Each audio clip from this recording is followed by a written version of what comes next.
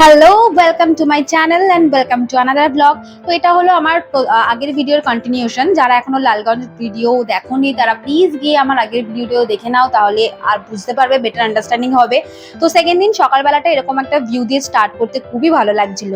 আর সকালবেলা একদম উঠে আমাদের ওনারা দিলেন টি অ্যান্ড বিস্কিট রাস্ক যেটাকে বলে, তারপরে ব্রেকফাস্ট, লুচি, ঘুগনি আর হচ্ছে ডিম। এবং আমরা চটপট 10টার মধ্যে আমাদের চেক আউট করতে হয়েছিল, কারণ আমাদের প্ল্যান ছিল কিছু অন্য। প্ল্যানটা ছিল যে আমরা সেই দিন বকখালি যাব, হেনরি আইল্যান্ড, বকখালি বিচ, এই সমস্ত কভার করব। সেদিনকে আমরা রাতটা বকখালিতেই থাকবো। তো সেই মতো কাজ। আমরা প্রথমে লালগঞ্জ থেকে বকখালির দিকে আসছিলাম, কিছুক্ষণ লাগে না, ম্যাক্সিমাম 10 মিনিট লাগে। হেনরি আইল্যান্ড আমরা প্রথমে যাবো বলে ঠিক করলাম। দেখো কি সুন্দর একটা শাখা মতন রয়েছে। আর এই জায়গাটা এন্ট্রান্সের সময় না একদম মনে হচ্ছিল সেই ইন্দোনেশিয়ার বালিতে যেরকম থাকে না, মাঝখানে একটা মানে একটা হোল মতন, চারিদিকে বেশ সুন্দর গ্রিনারি, তো সেরকম একটা ফিল হচ্ছিল। এন্টার করছি। এটা হচ্ছে বকখালি বিচ, না কি জানো, হেনরি আইল্যান্ড। এটা হচ্ছে হেনরি আইল্যান্ড। আমরা বিচে এন্টার করছি। দারুণ লাগছে, একদম অন্যরকম ভাইবস, কালকের থেকেও very very very much better.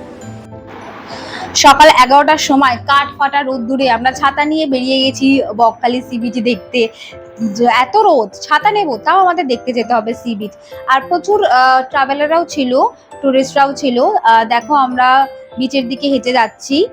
আর একদম এই যে বকখালি সি বিচটা দেখে মনে হচ্ছিল যে পারফেক্ট একটা সি বিচ, যেটা লালগঞ্জে থেকেও আমার মনে হয়নি। একদম দূর দূরান্তে কিছু দেখা যাচ্ছিল না, মানে খুব ভালো লাগছিল। আর রোদ তো কি হয়েছে, রোদ টোদ সব উপেক্ষা করে পায়ে যেই জলটা এসে লেগেছে সমুদ্রে, সেই তো সবই ভুলে গেছি, এত রোদ এত কিছু।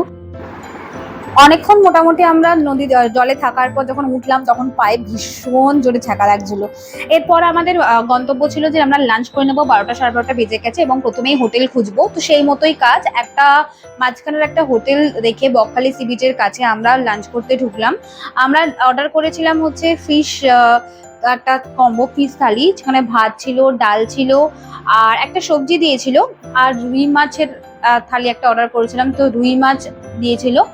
অঙ্কন অর্ডার করেছিল কাতলা মাছের থালি, তো ওকে আলু ভাজা, চাটনি, পাঁপড়টা এক্সট্রা দিয়েছিল। রুই মাছের একটা আমরা কম্বো অফার করেছিলাম, আর অর্ডার করেছিল থালি। মোটামুটি খুব একটা খারাপ ছিল না। এরপর খাওয়া থেকে বেরিয়ে আমরা, দেখো এই রাস্তাতে সোজা চলে গেলেই বকখালি সি বিচ, আমরা হোটেল খুঁজতে গেলাম। এবং মোটামুটি অনেক কিছুক্ষণ ধরে খোঁজার পর আমরা একটা হোটেল পেলাম, যেটা খুবই ভালো। টয়লেটটাও খুব ভালো। অ্যাটলিস্ট লালগঞ্জে যা পেয়েছি আমি তার থেকে তো যথেষ্ট ভালো। অনেক বড় রুম, এসিওয়ালা রুম। দুটো রুম মিলে আমাদের নিল 1850। দুটো রুম মিলে একটাতে 3 বেডটা এত বড় যে 3জন মিলেও শোয়া যাবে। সব থেকে মেন যেটা দরকার হয় আয়না রুমে, সেটাতে এত বড় একটা আয়না রয়েছে। একটু রেস্ট নিয়ে যেই সন্ধে না হতে পেরেছি, আমরা রেডি ফেডি হয়ে একেবারে বেরিয়ে গেছি বকখালি সি বিচের উদ্দেশ্যে।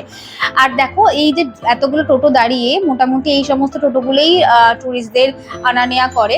যখনই ঢুকছি আমরা একটা কিরকম ফিল হচ্ছিল যে দীঘা দীঘা একটা ভাইব। দুদিকে সারি সারি দোকান, কিসের দোকান নেই, খাবার দোকান, বিভিন্ন রকমের কসমেটিক্সের দোকান, বিভিন্ন রকমের জিনিসের দোকান, যাই ব্যাগের দোকান, যাই বলবে না কেন সবকিছুই অ্যাভেলেবেল। তো ঢুকতে ঢুকতে দুপাশে, মানে মাঝখানে জায়গাটা চওড়া, ঢুকতে ঢুকতে দুপাশে এরকম প্রচুর দোকান দিয়ে আমরা ঢুকলাম।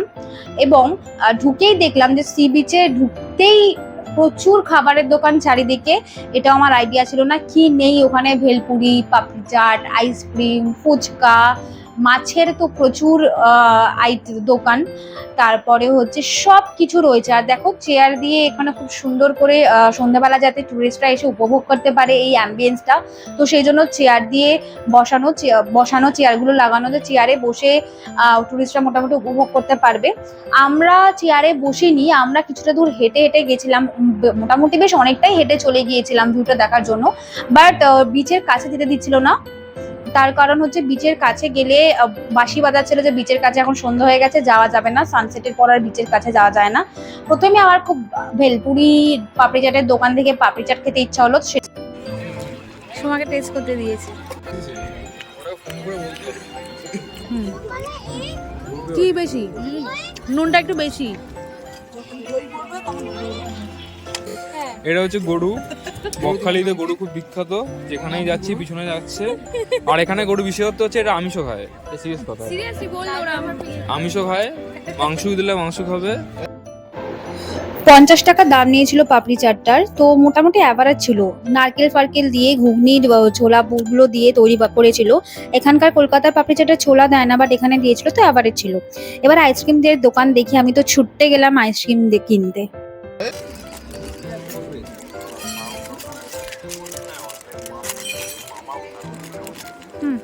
এটা হুইল না?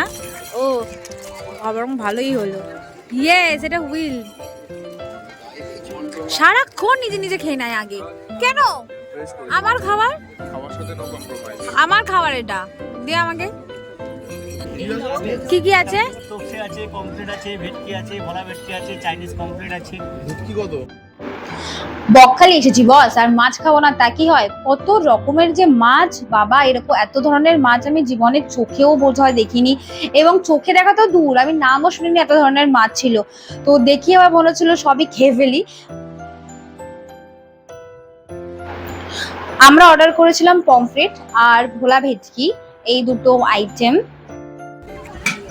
এটা একটু ওকে ওকে।